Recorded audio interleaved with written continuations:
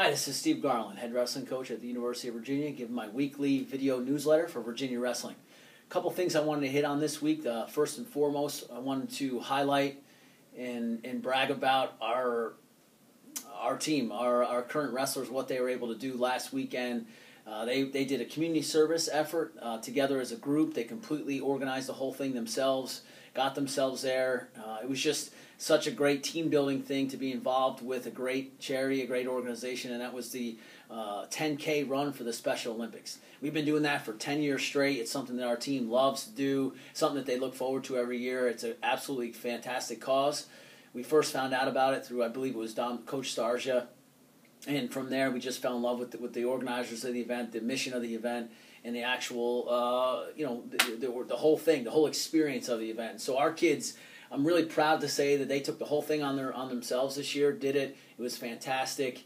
I didn't get to go out there because I was with our prospects in our recruiting weekend, but from all the pictures I saw and from all the things I heard and was told, it was just a great day for Virginia Wrestling and for the 10K event itself. So just really excited to tell you about our kids and what they're doing outside the wrestling room, because servanthood is one of the pillars of the Virginia way. Mind, body, academics, relationship, servanthood, compete in such a way. And the servanthood piece of that pie is I think, the hardest one to really grasp, because, first of all, what does it mean? Second of all, how is it practically applied in your life? And I think it was really cool to see these guys not just dig into that pillar, but actually live it out. So really proud of those guys. I wanted to mention that to you. Secondly, on my end, I had a really neat experience Friday night. I got to speak at, and I mentioned this last week in a video, I got to speak at the Virginia Athletics Foundation Milestone Dinner.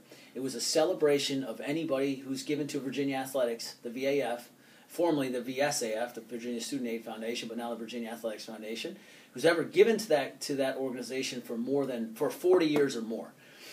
So there was a big group of people that the passion, the loyalty, the relationship and the belief in the athletics department, what these folks have done for so long was absolutely humbling and admittedly intimidating. I led my speech off by saying, guys, you guys have been giving to this athletic department longer than I've been alive. I'm 38 years old.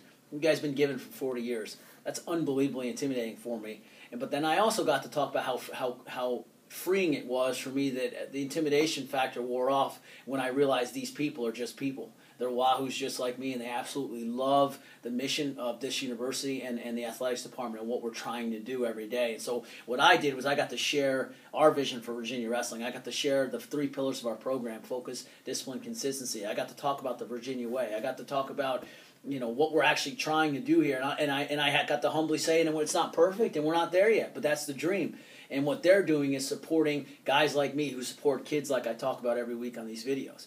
And that's ultimately what it was about. And the conclusion of the speech was, let's not forget that with all the winning we want to do, and we all want to win, that this thing we're doing, Virginia Athletics, is supposed to be about people. And so I thought it was a great night. I got to meet Howard Taylor, his wife Sean Taylor, his daughter Katie Taylor. I got to meet, so many folks from all over the country that just blew me away.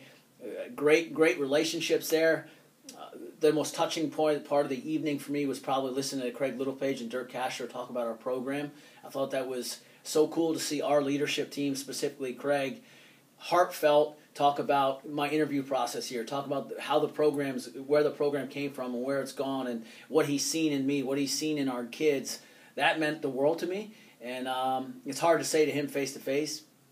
But I can tell you guys that he cares about us and he cares about this university. And so it was really an honor for me to be able to encourage him and build him up and reference him in my talk as well. So that was a big night for the program.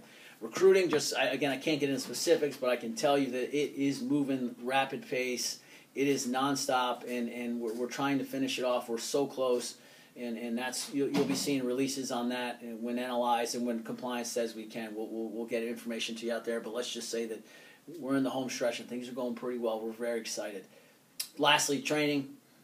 What a great experience it's been the last month.